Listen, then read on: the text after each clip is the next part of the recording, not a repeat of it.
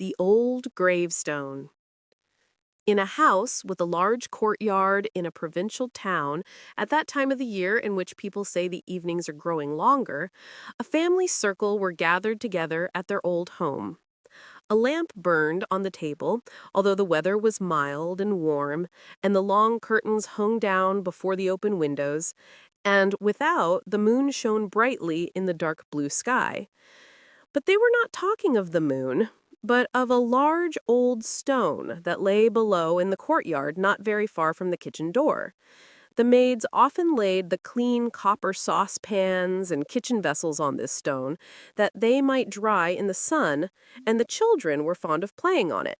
It was, in fact, an old gravestone. "Yes," said the master of the house, "I believe the stone came from the graveyard of the old church of the convent which was pulled down, and the pulpit, the monuments, and the gravestones sold. My father bought the latter. Most of them were cut in two and used for paving stones, but that one stone was preserved whole and laid in the courtyard." "Anyone can see that it is a gravestone," said the eldest of the children. "The representation of an hourglass and part of the figure of an angel can still be traced, but the inscription beneath is quite worn out, excepting the name Preben and a large S close by it, and a little farther down the name of Martha can be easily read. But nothing more, and even that cannot be seen unless it has been raining or when we have washed the stone." "Dear me, how singular! Why, that must be the gravestone of Preben Swain and his wife." The old man who said this looked old enough to be the grandfather of all present in the room. "Yes," he continued, "these people were among the last who were buried in the churchyard of the old convent. They were a very worthy old couple. I can remember them well in the days of my boyhood. Everyone knew them, and they were esteemed by all. They were the oldest residents in the town, and people said they possessed a ton of gold. Yet they were always very plainly dressed, in the coarsest stuff, but with linen of the purest whiteness. Preben and Martha were a fine old couple, and when they both sat on the bench at the top of the steep stone steps in front of their house, with the branches of the linden tree waving above them, and nodded in a gentle, friendly way to passers-by, it really made one feel quite happy. They were very good to the poor. They fed them and clothed them, and in their benevolence there was judgment as well as true Christianity. The old woman died first. That day is still quite vividly before my eyes. I was a little boy and had accompanied my father to the old man's house. Martha had fallen into the sleep of death just as we arrived there. The corpse lay in a bedroom near to the one in which we sat, and the old man was in great distress and weeping like a child.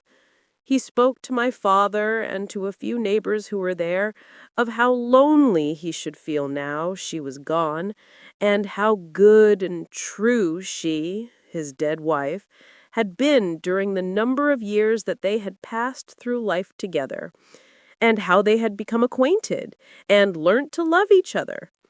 I was, as I have said, a boy, and only stood by and listened to what the others said.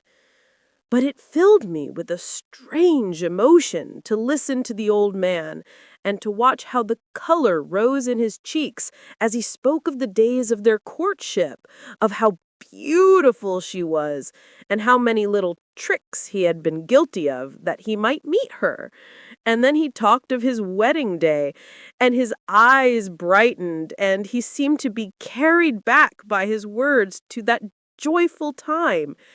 And there she was, in the next room, dead, an old woman, and he was an old man speaking of the days of hope, long passed away.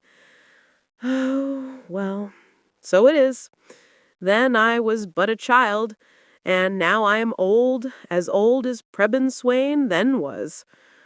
Time passes away, and all things change. I can remember quite well the day on which she was buried, and how old Prebin walked close behind the coffin. A few years before this time, the old couple had had their gravestone prepared, with an inscription and their names, but not the date. In the evening, the stone was taken to the churchyard and laid on the grave. A year later, it was taken up that old Prebin might be laid by the side of his wife. They did not leave behind them wealth. They left behind them far less than people had believed they possessed. What there was went to families distantly related to them, of whom till then no one had ever heard of. The old house, with its balcony of wicker work and the bench at the top of the steep steps under the lime tree, was considered by the road inspectors too old and rotten to be left standing. Afterwards, when the same fate befell the convent church and the graveyard was destroyed, the gravestone of Prebin and Martha, like everything else, was sold to whoever would buy it. And so it happened that this stone was not cut in two, as many others had been, but it now lies in the courtyard below, a scouring block for the maids and a playground for the children. The paved street now passes over the resting place of old Prebin and his wife. No one thinks of them any more now. And the old man who had spoken of all this shook his head mournfully and said, "Forgotten. Ah, yes, everything will be forgotten." And then the conversation turned to other matters. But the youngest child in the room, a boy with large, earnest eyes, mounted upon a chair behind the window curtains and looked out into the yard, where the moon was pouring a flood of light on the old gravestone, the stone that had always appeared to him so dull and flat, but which lay there now like a great leaf out of a book of history. All that the boy had heard of old Prebin and his wife was clearly defined on the stone, and as he gazed on it and glanced at the clear, bright moon shining in the pure air, it was as if the light of God's countenance beamed over his beautiful world. "Forgotten. Everything will be forgotten," still echoed through the room, and in the same moment an invisible spirit whispered to the heart of the boy, "Preserve carefully the seed that has been entrusted to thee, that it may grow and thrive. Guard it, while through you, my child, shall the obliterated inscription on the old weather-beaten gravestone go forth to future generations in clear golden characters. The old pair shall again wander through the streets arm in arm, or sit with their fresh, healthy cheeks on the bench under the lime tree, and smile and nod at rich and poor. The seed of this hour shall ripen in the course of years into a beautiful poem. The beautiful and the good are never forgotten. They live always in story or in song."